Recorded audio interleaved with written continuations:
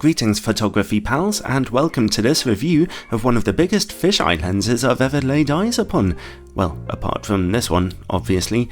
However, this new Astrhori 12mm f2.8 fisheye lens is a bit more affordable than that lovely Nikon museum piece, coming in at $260 or €245 or £215 here in the UK.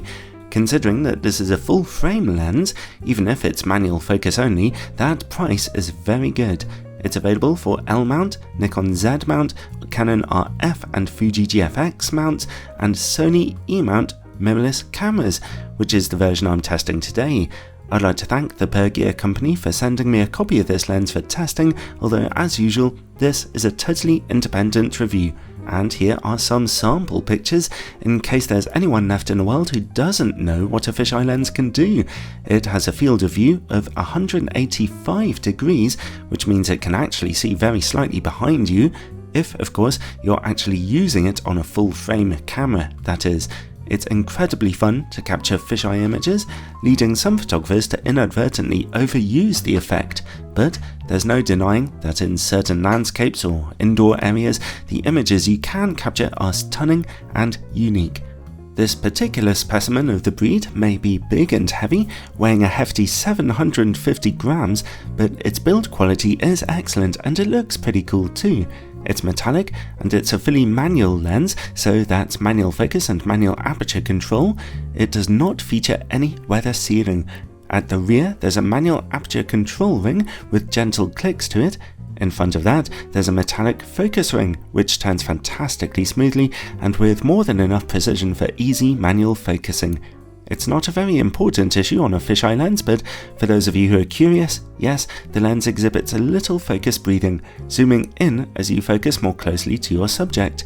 It comes with a plastic lens hood, which fits very securely onto the front. There's no way to use any kind of filters with this lens though, unfortunately. Overall, this lens is dead simple, and although it's rather big and heavy, its build quality is rather lovely. Let's take a look at image quality now on a full frame camera, my 42 megapixel Sony a7R III. No in-camera corrections are available with this lens. My test charge won't accommodate fisheye images, so here are some nice pictures of Viking Bay in Broadstairs in Kent, a place where Charles Dickens used to like hanging out. At f2.8 we see razor sharpness and excellent contrast across the middle of the image. That excellent quality continues across most of the image frame, but when we reach the far corners we see some blurriness, but surprisingly for a fisheye lens, very little in the way of colour fringing. Stop down to f4 for a small improvement in sharpness. f5.6 and f8 look better again, but it's only really when stopped down to f11 that we see excellent sharpness from corner to corner. At f16, the lens is getting softer again though, due to the effects of diffraction. So, an image quality sweet spot of f11 in the corners might not seem especially impressive, but the lens is actually very sharp across most of its image frame, and as I mentioned, there's surprisingly little colour fringing for a fisheye optic, so I was pretty satisfied with these results actually.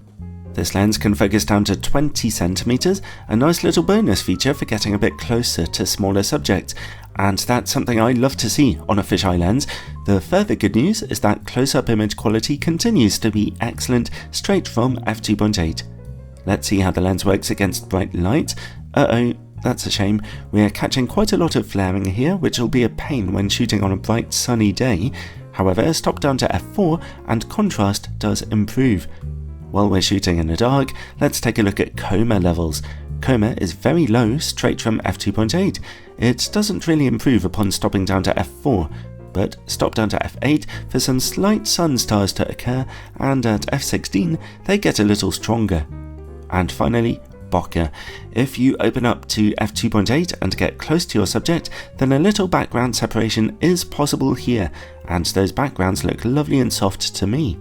Overall, I was really quite pleased with this fisheye lens. It's capable of great sharpness and low colour fringing, and its only serious optical problem was some flaring at f2.8 when shooting against bright light.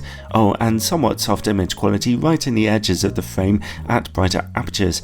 Honestly, I found it really fun though, as well as functional, and at $260 it's very good value, so this thing easily comes recommended. Let me tell you a secret, after 10 years of doing this, I'm still not sick of testing camera lenses. I still love them, but it's still a lot of work to make all these free camera lens reviews, especially unusual lenses like this. So if you find them helpful and you'd like to help me out, then check out my Patreon page below, where supporters get all kinds of exclusive bonus content. Ciao for now, everyone.